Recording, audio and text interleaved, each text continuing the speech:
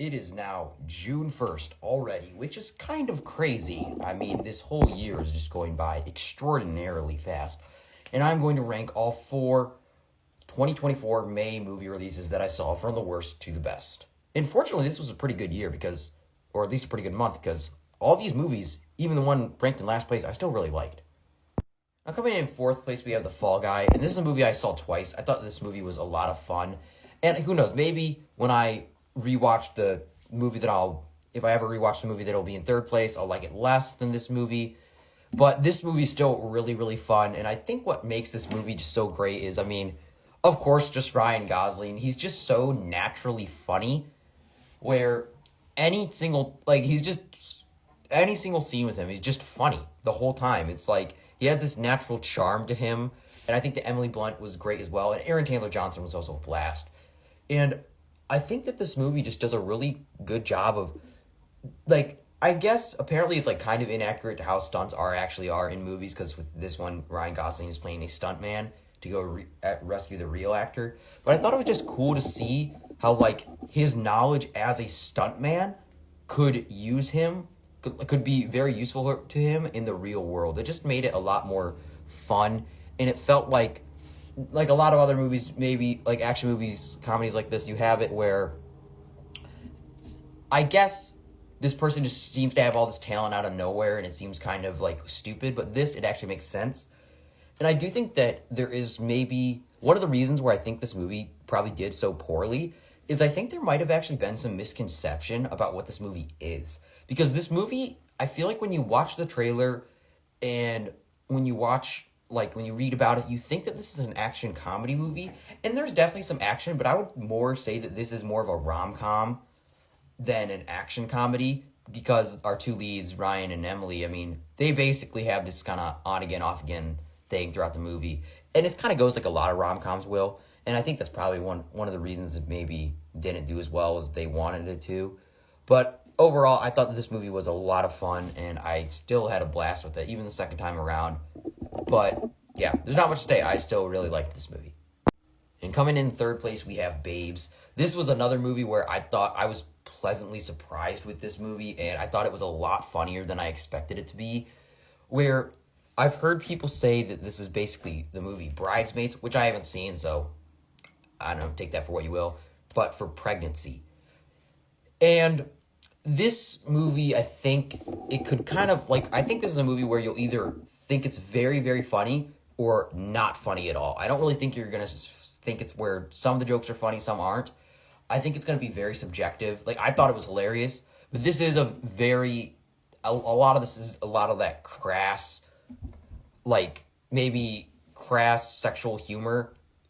But I think with a movie like this, and because you're dealing with, like, pregnancy, which is very crass, and it is something, like, a lot of the stuff that they say and talk about, it's more just like, I mean, yeah, it is kind of feel like it's going over the top, but it kind of feels earned, and it feels like it makes sense because of the subject matter that we're actually dealing with here. So it's a movie where, like, yes, it does have a lot of that over-the-top kind of raunchy humor, but I think that it fits because of what this movie is, and it doesn't just feel like in your face. And I thought that it was just really fun, and also for a movie that is just a silly comedy like this, we have a genuine, I feel like, character arc, because with our main character who gets pregnant and she's like super childish, and she's kind of, even though she is still kind of childish through the course of her pregnancy, you can kind of feel her maturing a little bit, and so there's at least a little bit of a character arc at least for what you'd expect for a movie like this. But overall, I thought this movie was just a really, really funny, and yeah, I had a really fun time with it. And coming in second place, we have If. And I think that my second place, this movie, and then the one that will be above this, I think it might even be able to go either way. Like, I really, really liked both of these movies here.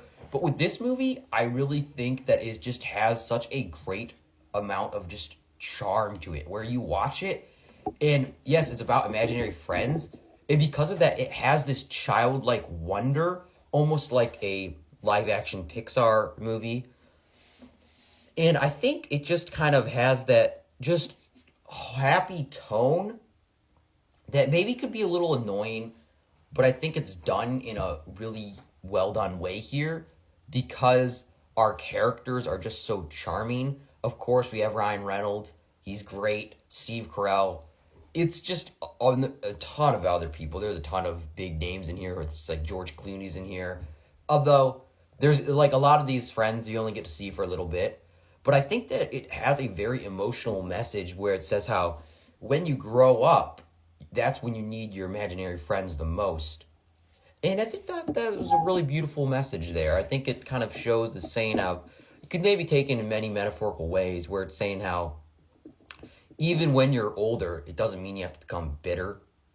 And it's just got that very sweet message to it that I thought was just done very, very well here. And yeah, that's why it's in second place.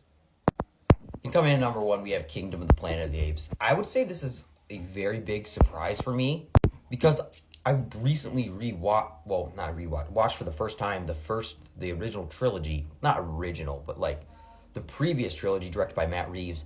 And I liked it, but I wouldn't really say I loved it like so many other people did. And I think that with this movie basically gave me what I wanted when I first watched that trilogy because this actually feels like a true Planet of the Apes. Where the first three were like the buildup of the apes taking over, this movie takes place 300 years in the future. So it actually is, the whole society is run by apes. And that's what I wanted when I first watched those original three, which like I said, I liked, but it just isn't really what I expected. And I think that not only is this movie gorgeous, I mean, every single frame, whether it's showing like the eye when Noah is looking into a telescope or just the fur, every single scene is just gorgeous. And I just think, and the action is intense, and it always feels like you're on the edge of your seat watching it. And also, Raka, the orangutan, is also great. And I realized that through when I also watched the original, those first previous three movies, is that the orangutan always felt like this kind of wise old man.